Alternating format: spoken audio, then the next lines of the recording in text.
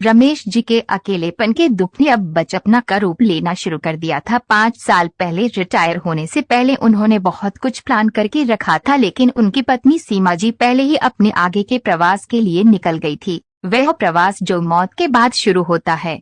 रमेश जी सीमा जी के बिना अपने आप को बहुत अकेला महसूस करते थे, लेकिन समय के साथ उन्होंने अपना रूटीन बदल दिया था। वह सुबह थोड़ा जल्दी उठने लगे थे, इसलिए नहीं कि उन्हें कोई काम होता था, लेकिन इसलिए क्योंकि उनकी बहू और बेटा दोनों ही काम के लिए जाते थे और उन्हें आने में रात को देर हो जाती थी। इसलिए सुबह चाय नाश्ते के दौरान उनके साथ थोड़ी बातचीत हो जाए तो अच्छा रहेगा, यही सोचकर सबसे पहले उठ जाया करते थे। लेकिन दोनों के ही पास उनके साथ बोलने के लिए टाइम ही नहीं था।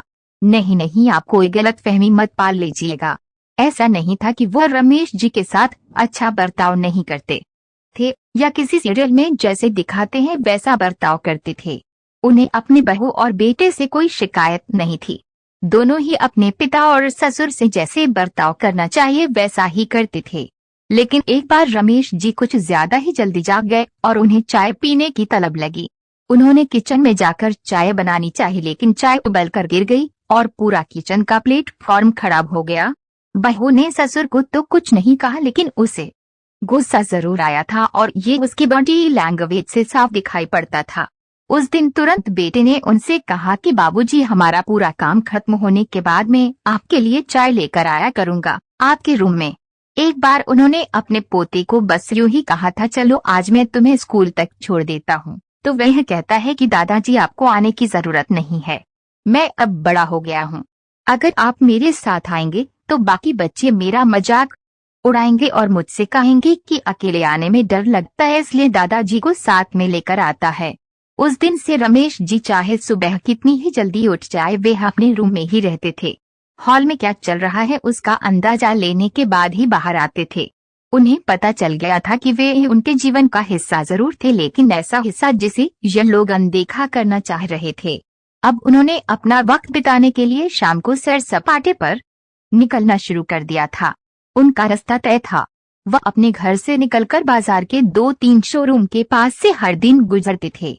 इन शोरूम्स में रखी गाड़ियों को देखकर उन्हें अच्छा लगता था। उन्हें पहले से ही गाड़ियों का शौक था, इसलिए यहाँ उनका वक्त अच्छा कटता था। एक दिन गाड़ियों में कुछ अलग दिखा। कई सारी नई और ब्रांडेड गाड़ियों में एक पुरानी गाड़ी ऐसी भी थी जो अलग रखी हुई थी। उसके लिए अलग जगह थी, उसे अलग तरीके से सजाया हुआ था। कुतूहलवश उसे देखने के लिए वे अंदर गए तो एक नए चमचमाते कपड़े पहने हुए सेल्समैन उनकी तरफ आया और बोला, आइए सर, कौन सी गाड़ी देख रहे हैं आप? रमेश जी हिचकिचाते हुए बोले, नहीं, मैं सिर्फ देख रहा था, मुझे खरीदनी नहीं है। मुझे बस उस पुरानी गाड़ी को देखकर विचार आया कि इतनी पुरानी गाड़ी शोरूम में कैसे? दरअसल ये एक विंटेज कार है सर, इसे हमारे शहर के राजा ने आजादी के पहले खरीदी थी। सेल्समैन ने उन्हें उस पुरानी गाड़ी के बारे में जानकारी देते हुए कहा, ऐसा है क्या? बेटा, मुझे एक बात बताओ, हर नई गाड़ी पर उनकी कीमत लिखी हुई है, मगर उस पुरानी गाड़ी पर क्यों कोई कीमत नहीं लिखी हुई है? क्या उसे बेचना नहीं है? रमेश जी का सवाल सुन सेल्समैन बोला, सर, ऐसी विंटेज गाड़ियों की कीमत पहले से तय नहीं होती। इनके सही कस्टमर को ही इनका सही मूल्य पता होता है। अगर थोड़े शब्दों में कहूँ तो ये गाड़ी महंगी से ज्यादा मूल्यवान होती है। रमेश जी उस शोरूम से बाहर आ गए। कोई विचार उनके मन में कौन रहा था, लेकिन क्या वे उन्हें समझ में नहीं आ रहा था। ऐसे ही कई दिन गुजर गए। अब आते जाते रमेश जी उस पुरानी गाड़ी को बड़े प्यार से देखते थे।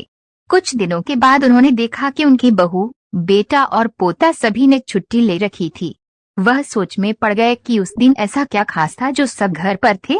उन्होंने कैलेंडर भी देखा, मगर उन्हें ना कोई त्योहार दिखा, ना कोई नेशनल हॉलीडे। रमेश जी अपने पोते के साथ खेलते हुए समय बिताने लगे। तब पोते ने कहा, दादाजी, पता है आज स्कूल में क्या हुआ? आज स्कूल के सामने जो रास्ता है वहाँ पर एक 100 साल पुराना पेड़ था। रोड बनाने के लिए उसे तोड़ने वाले थे, तभी वहाँ पर कुछ लोग मोर्चा लेकर आ गए। फिर उस पेड़ को उस जगह से साबुत हटाकर दूसरी जगह पर लगा दिया गया।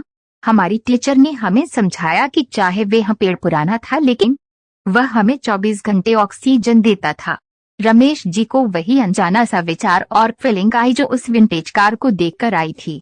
बहू, बेटे और पोते ने रमेश जी को सरप्राइज दिया क्योंकि उस दिन उनका बर्थडे था। रमेश जी 80 साल के हो चुके थे। रमेश जी ने कभी भी ये सब एक्सपेक्ट नहीं किया था। उनकी आंखों में आंसू आ गए।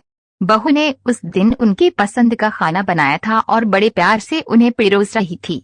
सभी ने रमेश जी के साथ पूरा दिन बिताया और ढेर सारी बातें की। तब रमेश जी को वही फीलिंग आई जब उन्हें उस विंटेज कार को देखते हुए आई थी। वह अब समझ रहे थे कि पहले वह विंटेज कार, बाद में वह 100 साल पुराना पेड़, ऐसा कोई इशारा है। उन्हें समझ में आ गया था कि वह बूढ़े जरूर हो गए हैं, लेकिन उनकी भी वैल्यू उतनी ही है जितनी उस विंटेज कार की थी। दोस्तों, हर बेटा या बेटी अपने माँ बाप के साथ खराब व्यवहार नहीं करते। कभी कभी माँ बाप भी अपने अकेलेपन के चलते नेगेटिव सोचने लगते हैं।